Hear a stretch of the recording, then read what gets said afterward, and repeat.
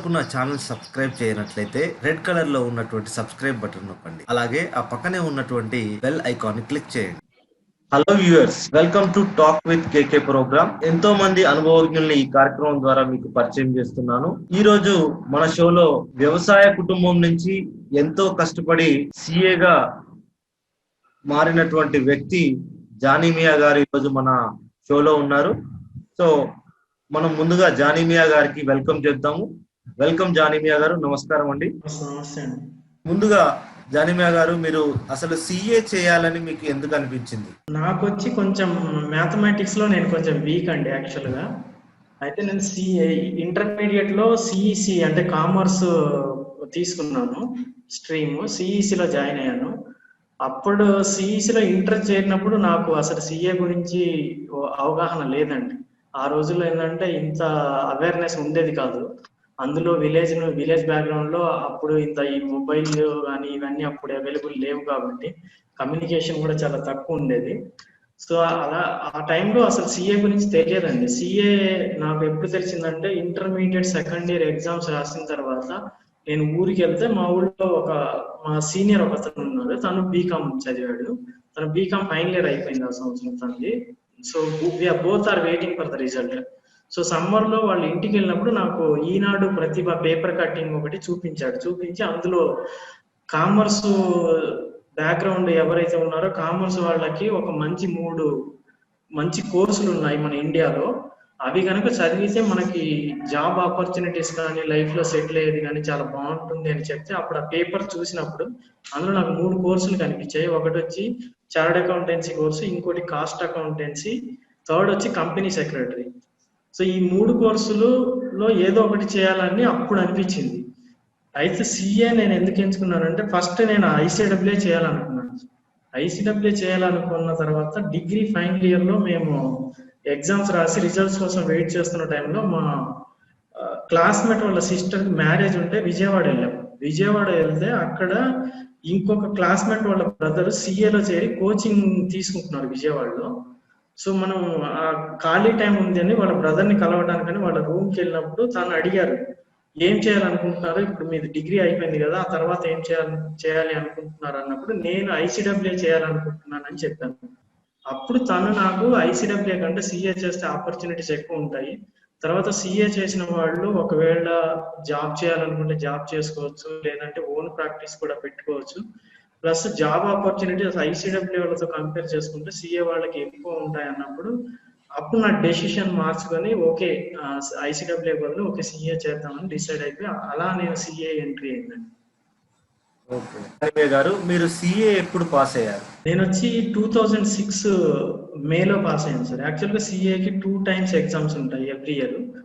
అది వచ్చి మేలో ఒకటి, ఆ తర్వాత నవంబర్ లో ఉంటుంది. నేను మే అటెంప్ట్ లో సిఏ 2006 బోత్ గ్రూప్స్ పాస్ అయ్యాను. 2006 లో. మీ యొక్క కుటుంబ నేపథ్యం ఏంటి జానీమియా గారు? మా కుటుంబ నేపథ్యం వచ్చి వ్యవసాయ కుటుంబ నేపథ్యం అండి. అంటే మాది మిడిల్ క్లాసు. మాకు కొంత ల్యాండ్ ఉంది. మా నాన్నగారు వచ్చి వ్యవసాయం చేసేవాళ్ళు. సో వాళ్ళకి మేము చేదోడుగా అదోడుగా ఉంటూ ఏదో మాకు తోచినంత ఆ వ్యవసాయంలో కొంచెం హెల్ప్ చేసుకుంటూ చదువుకుంటాను. నేను వచ్చి మా 10th క్లాస్ వరకు గవర్నమెంట్ స్కూల్ మా ఊళ్ళోనే చదివాను. ఇంటర్మీడియట్ డిగ్రీ వచ్చి ఖమ్మంలో చేశాను. సిఏ పాస్ అవ్వడానికి మీకు ఎంత టైం తీసుకుంది? నాకైతే కొంచెం ఎక్కువ టైమే పట్టిందండి. యాక్చువల్గా అయితే 4 years లో కంప్లీట్ అవ్వాలి, నాకు ఆల్మోస్ట్ డబుల్ టైం పట్టింది. అది ఏంటంటే కొంచెం ఇంటర్మీడియట్ ఒక సెకండ్ గ్రూప్ నాకు కొంచెం లేట్ అయింది. ఆ టైంలో కొన్ని ఆర్థిక ఇబ్బందుల వల్ల నేను ఇంట్లో ఉండే చదువుకోవాల్సి వచ్చింది. ఇంటి దగ్గర ఉంటూ కొంచెం వ్యవసాయ పనులు హెల్ప్ చేస్తూ, ఆ తర్వాత కొంచెం ఆర్థిక ఇబ్బందుల వల్ల హైదరాబాద్ లో ఉండి జాబ్ చేసుకుంటూ చదివాను. సిఏ ఫైనల్ వచ్చి నాకు 1.5 year లో కంప్లీట్ అయిపోయింది సార్. అది కూడా నేను బోత్ గ్రూప్స్ కంప్లీట్ చేయగలిగాను. ఎందుకంటే ఇంటర్లో నాకు లేట్ అయినందువల్ల నేను ఒకటే డిటర్మిన్ చేసుకున్నాను స్ట్రాంగ్ గా, కంపల్సరీగా నేను ఫైనల్ తొందరగా కంప్లీట్ చేసుకుంటే ఏదైతే నేను లాస్ అయ్యాను ఇంటర్లో అట్లీస్ట్ కొంతలో కొంత నేను రికవర్ అవ్వగలను అనే ఇదితోటి చాలా కష్టపడి యాక్చువల్గా ఫైనల్ లేట్ అవుతుంది చాలా మందికి, బట్ నేను ఫైనల్లో కొంచెం ఎక్కువ కష్టపడి తొందరగా కంప్లీట్ చేశాను. మీకు సిఏ చదివేటప్పుడు ఎలాంటి ఇబ్బందులు ఎదురయ్యాయి సాధారణంగా? సిఏ చదివేటప్పుడు అంటే చదువులో ఎలాంటి అంతగా ఇబ్బంది ఏమి అనిపించలేదండి. కొంచెం నాకు పర్సనల్ ఇష్యూస్ వల్ల నేను 100% కాన్సన్ట్రేషన్ చేయలేకపోయాను కానీ ఇనీషియల్లో.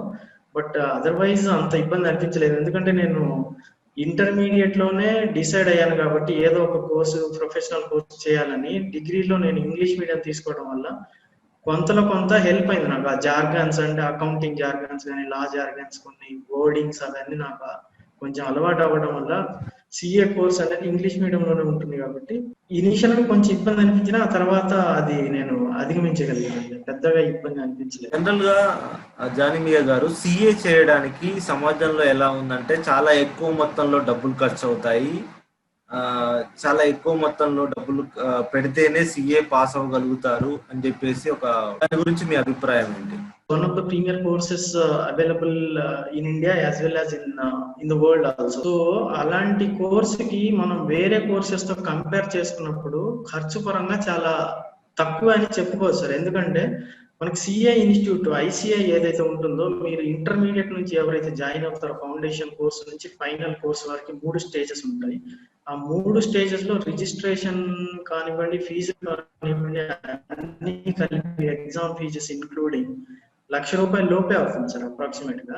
ఆ తర్వాత ఒకవేళ ఇన్స్టిట్యూట్ మీకు మెటీరియల్ ప్రొవైడ్ చేస్తుంది, ప్లస్ క్లాసెస్ కూడా కండక్ట్ చేస్తారు వాళ్ళు. ఆన్లైన్ క్లాసెస్ కూడా అవైలబుల్ ఉన్నాయి. అవి సరిపోవు అనుకున్నప్పుడు ప్రైవేట్ ఇన్స్టిట్యూట్స్, ఇప్పుడు చాలా కమర్షియల్ ఇన్స్టిట్యూట్స్ కూడా వచ్చాయి మనకి అవైలబుల్. ఈ ప్రైవేట్ ఇన్స్టిట్యూట్ లో ఒకవేళ కోచింగ్ తీసుకున్నా కూడా మీకు ఒక 1 to 1.5 lakhs ఆ 3 స్టేజెస్ కి కలిపి అవుతుంది సార్. ఆ తర్వాత ఎవరైతే ఒకవేళ ఇంటి నుంచి కొంచెం సిటీకి వచ్చి చదువుకోవాలనుకున్న వాళ్ళకి మంత్లీ ఎక్స్పెన్సెస్ రూపంలో కొంత అవుతుంది. అయితే ఇక్కడ ఒక అడ్వాంటేజ్ సిఏలో ఏంటంటే 3 years ప్రాక్టికల్ ట్రైనింగ్ ఉంటుంది. సిఏ కోర్స్ చేస్తూనే ప్రాక్టికల్ ట్రైనింగ్ కూడా చేయాల్సి వస్తుంది. అప్రెంటిస్షిప్ లాగా ఒక ప్రాక్టీస్ చార్టర్డ్ అకౌంటెంట్ దగ్గర. అది చేస్తున్నప్పుడు వాళ్ళకి స్టైఫండ్ రూపంలో ఎవ్రీ మంత్ స్టైఫండ్ రూపంలో 5 నుంచి 7,000 వరకు వాళ్ళకి మంత్లీ స్టైఫండ్ వస్తుంది. సో అవి వాళ్ళకి పర్సనల్ ఎక్స్పెన్సెస్ కి వాళ్ళు వాడుకున్నా కూడా మీకు ఇంటి నుంచి తెచ్చుకోవాల్సింది ఒక అప్రాక్సిమేట్ 2.5 to 3 lakhs మాక్సిమం. నేను చెప్పేది 2.5 to 3 lakhs తోటి మీకు సిఏ కంప్లీట్ కోర్సు చేసుకునే అవకాశం. ఇప్పుడు సిఏ కంప్లీట్ చేసిన వాళ్ళకి ఎలాంటి ఉద్యోగ అవకాశాలు ఉంటాయి? ఇటు గవర్నమెంట్ సెక్టార్ లో కానీ లేదా ప్రైవేట్ సెక్టార్ లో కానీ ఎలాంటి అవకాశాలు ఉండొచ్చు అంటారు? సిఏ చేసే వాళ్ళకి అవకాశాలు చాలా విరివిగా ఉంటాయి సార్. ఎందుకంటే ఇప్పుడు ప్రతి ఆర్గనైజేషన్, చిన్న ఆర్గనైజేషన్ నుంచి మల్టీనేషనల్ కంపెనీస్ వరకు ఏ ఆర్గనైజేషన్ రన్ అవ్వాలి అన్నా కూడా ఫైనాన్స్ అనేది వెరీ క్రూషియల్ రోల్ ప్లే చేస్తుంది. కంపల్సరీగా ఫైనాన్స్ రోల్స్ అనేవి ప్రతి ఆర్గనైజేషన్ లో ఉంటాయి. అందులో ఇప్పుడు మనకి మల్టీనేషనల్ కంపెనీస్ ఏవైతే వచ్చిన తర్వాత, గ్లోబలైజేషన్ తర్వాత మల్టీనేషనల్ కంపెనీస్ వచ్చిన తర్వాత ఇక్కడ నుంచి CA services, financial services export అవుతున్నాయి సార్ మనకి ఫారిన్ కంట్రీస్ కి.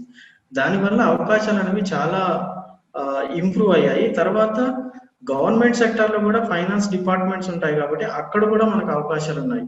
ఇవే కాకుండా మనకి అబ్రాడ్ లో కూడా మనకి అవకాశాలు ఉన్నాయి. మిడిల్ ఈస్ట్ కంట్రీస్ కానివ్వండి, లేదంటే కెనడా, లేదంటే ఆస్ట్రేలియా, లేదంటే మనకి ఆఫ్రికన్ కంట్రీస్ లో మన సిఏకి చాలా డిమాండ్ ఉంది.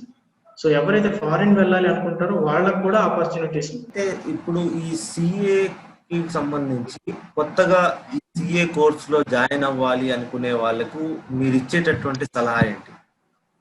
వాళ్ళు ఏ విధంగా సిఏలో చెప్పండి. వాళ్ళు ఏ విధంగా ఉండి, వాళ్ళ మైండ్ సెట్ ఏ విధంగా ఉండాలి, ఎలా ఉంటే సిఏ కోర్స్ లో జాయిన్ అయితే బాగుంటుంది? ఓకే, సిఏలో కొత్తగా జాయిన్ అవ్వాలి అనుకున్న వాళ్ళకి నేను ఇచ్చే సలహా ఒకటే సార్. ఏంటంటే 4 years or 40 years decide your self. 4 సంవత్సరాలు కష్టపడితే 40 సంవత్సరాలు మీ లైఫ్ హ్యాపీగా ఉంటుంది. ఎలాంటి ఆర్థిక ఇబ్బందులు లేకుండా చాలా స్మూత్ గా లైఫ్ రన్ అవుతుంది. లేదు మీరు 4 years ఎంజాయ్మెంట్ చేస్తే 40 years లైఫ్ స్ట్రగుల్ అవుతారు. I mean retirement age I'm taking it as 60 years. ఒకవేళ మీరు 20-21 years కి సిఏ కంప్లీట్ చేసుకోగలిగితే ఇప్పుడు అవకాశం ఉందండి. ఎందుకంటే ఇంటర్మీడియట్ తర్వాత జాయిన్ అయితే 4.5 years లో మనం కరెక్ట్ గా వాళ్ళు కనుక కష్టపడి చదవగలిగితే 4.5 years లో they will become chartered accountant. So వాళ్ళ ఏజ్ ఆల్మోస్ట్ 21-22 లోపే ఉంటుంది సార్. సో అక్కడ నుంచి వాళ్ళ లైఫ్ ఇంకా చాలా స్మూత్ గా ఉంటుంది. అంటే మీకు సిఏ అయిన తర్వాత 2 ఆప్షన్స్ ఉంటాయి. ఒకవేళ జాబ్ సైడ్ వెళ్ళాలనుకుంటే ఆప్షన్స్ జాబ్ సైడ్ కూడా చాలా మంచి అవకాశాలు ఉన్నాయి. లేదు మీరు ఇండిపెండెంట్ గా ప్రాక్టీస్ చేసుకోవాలి అనుకున్నప్పుడు కూడా మీకు ఇండిపెండెంట్ గా సిఏ ప్రాక్టీస్ చేసుకోవచ్చు అండి. ఒక డాక్టర్ ఎలా అయితే ప్రాక్టీస్ చేస్తారో, డాక్టర్ అనే వాళ్ళు హెల్త్ కోసం అండి, చార్టర్డ్ అకౌంటెంట్ వాళ్ళు వెల్త్ కోసం. సో డాక్టర్ ఎలా అయితే ప్రాక్టీస్ చేస్తారో ఒక సిఏ కూడా ప్రాక్టీస్ చేసి ఫైనాన్షియల్ సర్వీసెస్ లో, ఎందుకంటే మనకి కంపెనీస్ యాక్ట్ లో కానివ్వండి, ఇంకా లేదంటే ఇన్కమ్ ట్యాక్స్ యాక్ట్ లో కానివ్వండి, ఒక చార్టర్డ్ అకౌంటెంట్ సిగ్నేచర్ అనేది కంపల్సరీ కొన్ని ఏరియాస్ లో మ్యాండేటరీగా అవసరం అవుతుంది.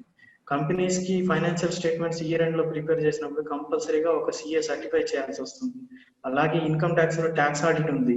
మనకి ఇప్పుడు గూడ్స్ అండ్ సర్వీస్ ట్యాక్స్ అనే జిఎస్టీ ఇంప్లిమెంట్ అయింది 2017 లో. జిఎస్టీలో కూడా జిఎస్టీ ఆడిట్ ఉంటుంది. సో ఇలాంటి అన్నిటికీ సిఏ సర్టిఫికేషన్ అనేది మ్యాండేటరీ. ఇది కాకుండా ఇన్కమ్ ట్యాక్స్ ఫైలింగ్స్ కానివ్వండి, ఎవరికైతే రిటర్న్ ఫైల్ చేయాలి, సో వీటన్నిటికీ సర్వీసు ప్రొవైడ్ చేయొచ్చు అండి ప్రాక్టీస్ పెట్టుకొని. ఫర్ ఎగ్జాంపుల్ నన్నే తీసుకుంటే, నేను యాక్చువల్ గా సిఏ క్వాలిఫై అయిన తర్వాత చెన్నైలో క్యాంపస్ ప్లేస్మెంట్ ద్వారా నేను స్టాండర్డ్ చార్టర్డ్ బ్యాంక్ వాళ్ళది బ్యాక్ ఆఫీస్ లో చేరాను సార్. ఇక్కడ 10 years నేను జాబ్ చేశాను. ఆ తర్వాత ఎందుకు నాకు జాబ్ అంత లాంగ్ రన్ లో జాబ్ వద్దు అనుకుని, నేనే ఎందుకు స్వతహాగా ప్రాక్టీస్ పెట్టుకోకూడదు, నేను ఎందుకు సర్వీస్ సైడ్ రాకూడదు అని డిసైడ్ చేసుకుని ఇప్పుడు నేను ప్రాక్టీస్ లోకి వచ్చాను సార్. 2016 నుంచి ఐఎమ్ ఇన్ ప్రాక్టీస్. సో ఎవరైతే సిఏలోకి రావాలనుకుంటారో ఒక స్ట్రాంగ్ మైండ్ సెట్, ఒక పాజిటివ్ డిటర్మినేషన్ తో వచ్చి కష్టపడగలిగితే చాలా అవకాశాలు చాలా విరివిగా ఉన్నాయి. అండ్ వన్ ఆఫ్ మీరేంటంటే అందరిలాగా కాకుండా కొంచెం డిఫరెంట్ గా ఉంటుంది. ఇప్పుడు నార్మల్ గా మనకి ఏంటంటే ఎక్కువ పాపులర్ అయిన కోర్సెస్ తీసుకుంటే ఈ ప్రతి ఒక్కళ్ళు ఇంజనీరింగ్ లేదంటే మెడిసిన్. సో మనకి సిఏ కోర్స్ అనేది ఇంకా అంత పాపులారిటీ రాలేదు సార్. ఇప్పుడు కొంచెం ఈ కమర్షియల్ ఇన్స్టిట్యూట్ వచ్చిన తర్వాత త్రూ అడ్వర్టైజ్మెంట్స్ ద్వారా కొంత అవేర్నెస్ వచ్చినా కూడా ఇంకా మనం వేరే ఆ కోర్సులతో కంపేర్ చేసుకుంటే ఇంజనీరింగ్ కోర్సులతోటి సిఏకి అంత పాపులారిటీ లేదు. బట్ ఒకసారి సిఏ కంప్లీట్ అయితే మనకు జాబ్ రాదు, లేదో మనకి లైఫ్ లో సెటిల్ అవ్వలేము అనే ఆ భయం అనేది ఉండదు. మీకు మినిమం గ్యారంటీ అనేది ఒక ప్రొవైడ్ చేస్తుంది సార్ సిఏ కోర్స్ అనేది. థ్యాంక్ యూ జానిమియా గారు, మీ యొక్క వాల్యుబుల్ టైం ని మాకు కేటాయించినందుకు.